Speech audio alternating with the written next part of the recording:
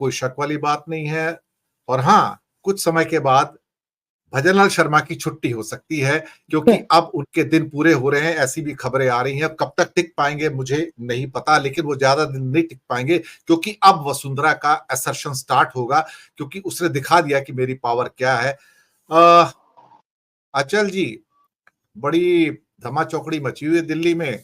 नीतीश बाबू पहुंच गए हैं, चिराग पासवान ने और नायडू साहब ने, और इन्होंने अपनी लिस्ट रख दी है कि ये हमारे मंत्रालय हैं, ये हमें चाहिए। साथ में नायडू को स्पीकर की पोस्ट चाहिए सर, लोकसभा के स्पीकर की पोस्ट टीडीपी को चाहिए। वो चाहते हैं कि कुछ ऐसे मंत्रालय आए जिसके द्वारा वो असर्ट कर पाए और अपने रिसोर्सेज को हासिल कर पाए। प्लस उनकी डिमांड है कि आप हमें स्पेशल स्टेटस दीजिए, बिहार के साथ में ये भी डिमांड आ गई है। अब मोदी प्रेशर में है। एक और बात जो खबर निकल कर आ रही थी थोड़ी देर पहले तक, कि सम्राट चौधरी नीतीश बाबू से बात करना चाह रहे थे, नीतीश बाबू ने ध्यान नहीं दिया और उनसे बात नहीं की है। शायद अब नए नीतीश निकल कर आए जो अपने आप को असर्ट कर रहे हैं। अब तक विजय सिन्हा और सम्राट चौधरी उनके सिर पर नाच रहे थे, एक्चुअली देखा जाए तो, इसलिए वो परेशान भी थे। लेकिन यहां पर इस नई विक्ट्री से यहां पर बिहार में मुझे लगता है कि सम्राट चौधरी और विजय सिन्हा के ऊपर नीतीश बाबू शायद अब अपने आप को पूरा ना केवल असर्ट कर पाएंगे, बल्कि दिल्ली के ऊपर भी अब असर्ट कर पाएंगे। राकेश जी। वोरा जी, एक खबर आप देना भूल गए कि नीतीश बाबू आज जिस विमान से आए हैं उसकी पिछली सीट तेजस्वी पर आगे पीछे बैठे, आगे पीछे बैठे। तेजस्वी भी बैठ के आए हैं। तो ये भी कुछ संकेत हो सकते हैं। राजनीति में हर चीज की संभावनाएं बनी रहती हैं। तो निश्चित तौर पर अभी जो आपने बात कही है कि भारतीय जनता पार्टी के लिए अब जो गठबंधन का धर्म है उसको समझना और उसको निभाना बहुत ही कठिन साबित होने वाला है। लेकिन सैनी जी की इस बात से मुझे थोड़ा सा इत्तेफाक नहीं बन रहा है कि भारतीय जनता पार्टी तत्काल नरेंद्र मोदी को किनारे कर देगी। आज की जो संसदीय दल की बैठक 2 बजे होने वाली है, जब हमारा एक शो खत्म होगा तब तक शायद शुरू हो जाएगी। तो मुझे लगता है कि अभी तो संसदीय दल के नेता के रूप में नरेंद्र मोदी का ही नाम प्रस्तावित किया जाएगा, क्योंकि इतनी जल्दी अगर भारतीय जनता पार्टी का नेतृत्व और आरएसएस, जिसकी बात हम बार बार करते हैं, ये दोनों मिलके मोदी को किनारे करते हैं तो इसका संदेश बहुत दूर तक ऐसा जाएगा जो निगेटिव हो सकता है। तो भारतीय जनता पार्टी ये जोखिम अभी नहीं लेगी। वो ये सौदेबाजी नरेंद्र मोदी के नेतृत्व में ही कराएगी।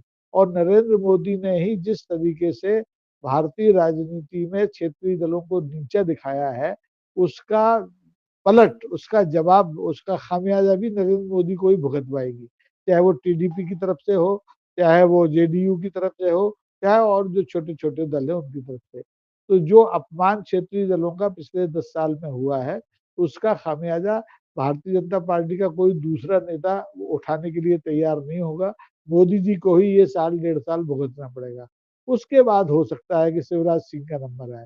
अब जैसे आपने भजन लाल की बात की, मेरे पास तो सूचना है, रात को मैं बात कर रहा था, मेरे भी, क्योंकि बीजेपी का गठन जब हुआ तो उसके अधिकांश जो आधार स्तंभ थे मध्य प्रदेश और ग्वालियर के थे, जैसे विवेक जी ने बताया। तो मेरे कुछ सूत्र हैं, उन्होंने कहा कि देखिए साहब, भजन लाल तो जब जाएंगे तब जाएंगे, अब बाबा योगी का नंबर सबसे पहले आने वाला है। क्योंकि उसका जो जो जो जो, जो भगवान राम का जो प्रेम है वो इस पर उमड़ा नहीं, बाबा योगी पर। और वो फैजाबाद के आसपास ही सबको लुटिया डुबा बैठे बीजेपी की। तो अब ये सब उठा पटक चलेगी, लेकिन अभी महत्वपूर्ण ये है जो आपने बताया कि क्या भारतीय जनता पार्टी अपने सहयोगी दलों को, जो 2 बड़े सहयोगी दल हैं, उनको सत्ता में उनके हिस्से का 1 पाउंड मांस जो बनता है ना, शेक्सपियर की एक कहानी है कि आप ऐसा जान से खून काट के, मांस काट के दीजिए कि एक बूंद टपके भी नहीं और मांस का हिस्सा भी मिल जाए। तो ये लोग अपने मांस मांग रहे हैं और वो भी चाहते हैं कि बिना खून खराबे के उनको मिल जाए। तो निश्चित तौर पर आप देखेंगे कि भारतीय जनता पार्टी घुटना टेकेगी, टीडीपी को या तो गृह मंत्रालय देगी या फिर उसको कोई जो डेवलपमेंट का बड़ा मंत्रालय होता है वो देगी, या फिर उसको लोकसभा अध्यक्ष बनाएगी।